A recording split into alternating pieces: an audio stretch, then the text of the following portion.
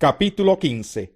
Entonces Moisés y los israelitas entonaron un cántico en honor del Señor, que a la letra decía: Cantaré al Señor que se ha coronado de triunfo, arrojando al mar caballos y jinetes. El Señor es mi fuerza y mi cántico, Él es mi salvación, Él es mi Dios y lo alabaré. Es el Dios de mi Padre y lo enalteceré. El Señor es un guerrero, su nombre es el Señor. El Señor arrojó al mar los carros y el ejército del faraón. Los mejores oficiales egipcios se ahogaron en el mar Rojo. Las aguas profundas se los tragaron, como piedras se hundieron en los abismos. Tu diestra, Señor, reveló su gran poder. Tu diestra, Señor, despedazó al enemigo. Fue tan grande tu victoria que derribaste a tus oponentes. Diste rienda suelta a tu ardiente ira y fueron consumidos como rastrojo. Bastó un soplo de tu nariz para que se amontonaran las aguas. Las olas se irguieron como murallas, se inmovilizaron las aguas en el fondo del mar. Iré tras ellos y les daré alcance, alardeaba el enemigo. Repartiré sus despojos hasta quedar hastiado. Desenvainaré la espada y los destruiré con mi propia mano. Pero con un soplo tuyo se los tragó el mar. Se hundieron como plomo en las aguas turbulentas. ¿Quién, Señor, se te compara entre los dioses? ¿Quién se te compara en grandeza y santidad? Tú, hacedor de maravillas, nos impresionas con tus portentos. Extendiste tu brazo derecho y se los tragó la tierra. Por tu gran amor guías al pueblo que has rescatado. Por tu fuerza los llevas a tu santa morada. Las naciones temblarán al escucharlo. La angustia dominará a los filisteos. Los jefes edomitas se llenarán de terror. Temblarán de miedo los caudillos de Moab.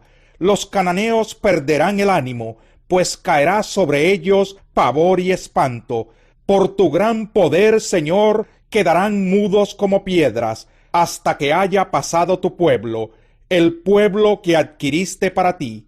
Tú los harás entrar, y los plantarás en el monte que te pertenece, en el lugar donde tú, Señor, habitas, en el santuario que tú, Señor, te hiciste.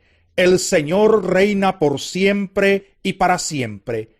Cuando los caballos y los carros del faraón entraron en el mar con sus jinetes, el Señor hizo que las aguas se les vinieran encima. Los israelitas, sin embargo, cruzaron el mar sobre tierra seca. Entonces Miriam, la profetisa, hermana de Aarón, tomó una pandereta, y mientras todas las mujeres la seguían, danzando y tocando panderetas, Miriam les cantaba así: Canten al Señor que se ha coronado de triunfo, arrojando al mar caballos y jinetes. Moisés les ordenó a los israelitas que partieran del mar Rojo y se internaran en el desierto de Sur. Y los israelitas anduvieron 3 días por el desierto sin hallar agua. Llegaron a Mara, lugar que se llama así porque sus aguas son amargas, y no pudieron apagar su sed allí. Comenzaron entonces a murmurar en contra de Moisés, y preguntaban: ¿qué vamos a beber? Moisés clamó al Señor, y él le mostró un pedazo de madera, el cual echó Moisés al agua, y al instante el agua se volvió dulce. En ese lugar el Señor los puso a prueba, y les dio una ley como norma de conducta. Les dijo: Yo soy el Señor su Dios. Si escuchan mi voz y hacen lo que yo considero justo, y si cumplen mis leyes y mandamientos, no traeré sobre ustedes ninguna de las enfermedades que traje sobre los egipcios. Yo soy el Señor que les devuelve la salud. Después los israelitas llegaron a Elim, donde había 12 manantiales y 70 palmeras, y acamparon allí cerca del agua. Capítulo 16. Toda la comunidad israelita partió de Elim y llegó al desierto de Sin, que está entre Elim y el Sinaí. Esto ocurrió a los 15 días del mes segundo, contados a partir de su salida de Egipto. Allí en el desierto, toda la comunidad murmuró contra Moisés y Aarón. ¿Cómo quisiéramos que el Señor nos hubiera quitado la vida en Egipto? Les decían los israelitas. Allá nos sentábamos en torno a las ollas de carne y comíamos pan hasta saciarnos. Ustedes han traído nuestra comunidad a este desierto para matarnos de hambre a todos. Entonces el Señor le dijo a Moisés: voy a hacer que les llueva pan del cielo. El pueblo deberá salir todos los días a recoger su ración diaria. Voy a ponerlos a prueba para ver si cumplen o no mis instrucciones. El día sexto recogerán una doble porción, y todo esto lo dejarán preparado. Moisés y Aarón les dijeron a todos los israelitas: esta tarde sabrán que fue el Señor quien los sacó de Egipto, y mañana por la mañana verán la gloria del Señor. Ya Él sabe que ustedes andan murmurando contra Él. Nosotros no somos nadie para que ustedes murmuren contra nosotros. Y añadió Moisés: esta tarde el Señor les dará a comer carne, y mañana los saciará de pan, pues ya los oyó murmurar contra Él. Porque, ¿quiénes somos nosotros? Ustedes no están murmurando contra nosotros, sino contra el Señor. Luego se dirigió Moisés a Aarón: dile a toda la comunidad israelita que se acerque al Señor, pues los ha oído murmurar contra Él. Mientras Aarón hablaba con toda la comunidad israelita, volvieron la mirada hacia el desierto, y vieron que la gloria del Señor se hacía presente en una nube. El Señor habló con Moisés y le dijo: han llegado a mis oídos las murmuraciones de los israelitas. Diles que antes de que caiga la noche comerán carne, y que mañana por la mañana se hartarán de pan.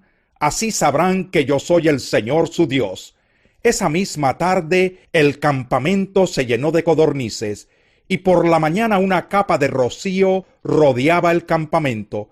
Al desaparecer el rocío, sobre el desierto quedaron unos copos muy finos, semejantes a la escarcha que cae sobre la tierra.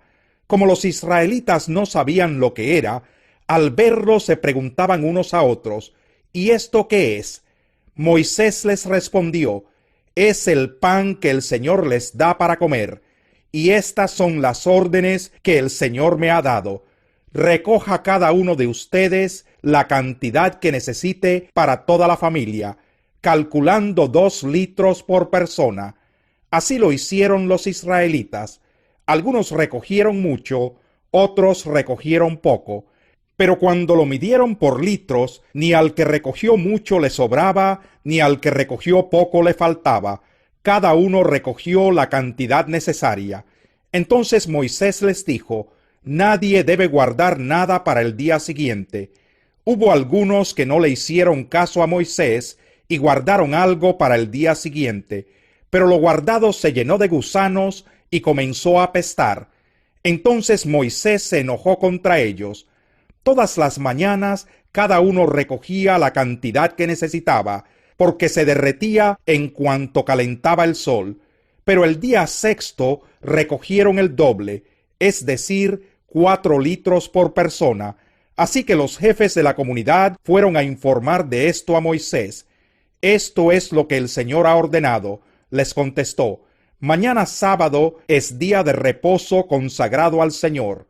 Así que cuezan lo que tengan que cocer y hiervan lo que tengan que hervir. Lo que sobre, apártenlo y guárdenlo para mañana. Los israelitas cumplieron las órdenes de Moisés y guardaron para el día siguiente lo que les sobró, y no se pudrió ni se agusanó. Cómanlo hoy sábado, les dijo Moisés, que es el día de reposo consagrado al Señor. Hoy no encontrarán nada en el campo. Deben recogerlo durante 6 días, porque el día séptimo, que es sábado, no encontrarán nada. Algunos israelitas salieron a recogerlo el día séptimo, pero no encontraron nada.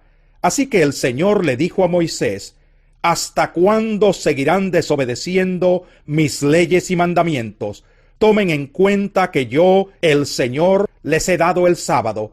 Por eso en el día sexto les doy pan para 2 días. El día séptimo nadie debe salir. Todos deben quedarse donde estén. Fue así como los israelitas descansaron el día séptimo, y llamaron al pan maná. Era blanco como la semilla de cilantro, y dulce como las tortas con miel. Esto es lo que ha ordenado el Señor, dijo Moisés: tomen unos 2 litros de maná y guárdenlos para que las generaciones futuras puedan ver el pan que yo les di a comer en el desierto, cuando los saqué de Egipto. Luego Moisés le dijo a Aarón: toma una vasija y pon en ella unos 2 litros de maná. Colócala después en la presencia del Señor, a fin de conservarla para las generaciones futuras. Aarón puso el maná ante el arca del pacto, para que fuera conservado como se lo ordenó el Señor a Moisés. Comieron los israelitas maná 40 años, hasta que llegaron a los límites de la tierra de Canaán, que fue su país de residencia. La medida de 2 litros, a la que llamaban gomer, era la 10ª parte de la medida a la que llamaban efa. Capítulo 5. Cruzaron el lago hasta llegar a la región de los Gerasenos. Tan pronto como desembarcó Jesús, un hombre poseído por un espíritu maligno le salió al encuentro de entre los sepulcros. Este hombre vivía en los sepulcros y ya nadie podía sujetarlo, ni siquiera con cadenas. Muchas veces lo habían atado con cadenas y grilletes, pero él los destrozaba, y nadie tenía fuerza para dominarlo. Noche y día andaba por los sepulcros y por las colinas, gritando y golpeándose con piedras. Cuando vio a Jesús desde lejos, corrió y se postró delante de él. «¿Por qué te entrometes, Jesús, Hijo del Dios Altísimo?», gritó con fuerza. «Te ruego por Dios que no me atormentes». Es que Jesús le había dicho: «Sal de este hombre, espíritu maligno». «¿Cómo te llamas?», le preguntó Jesús.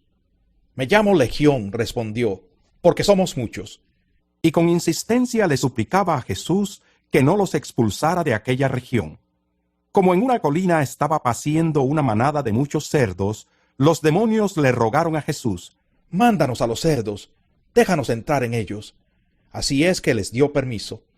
Cuando los espíritus malignos salieron del hombre, entraron en los cerdos, que eran unos 2000, y la manada se precipitó al lago por el despeñadero, y ahí se ahogó.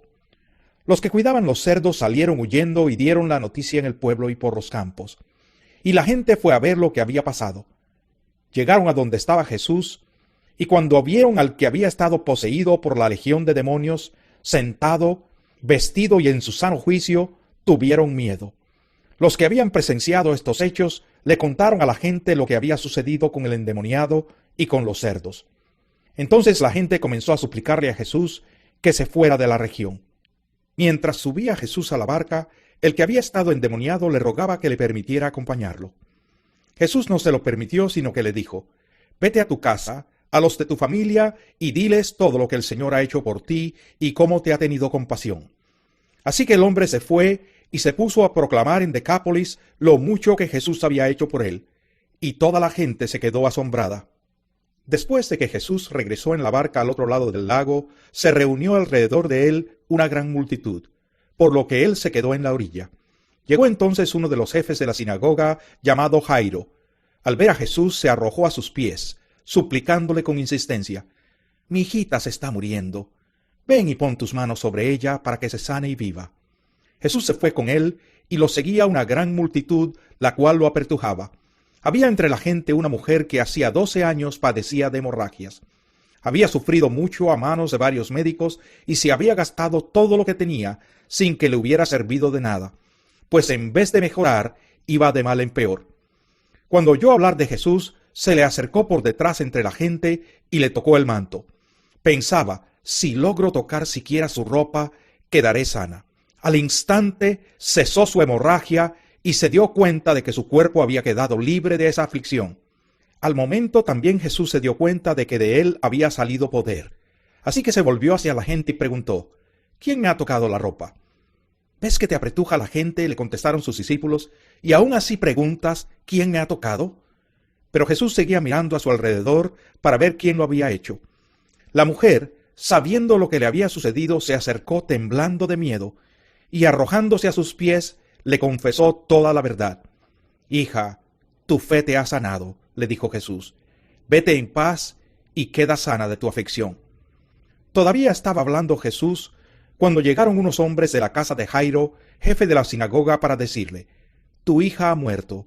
¿Para qué sigues molestando al maestro?». Sin hacer caso de la noticia, Jesús le dijo al jefe de la sinagoga: «No tengas miedo, cree nada más».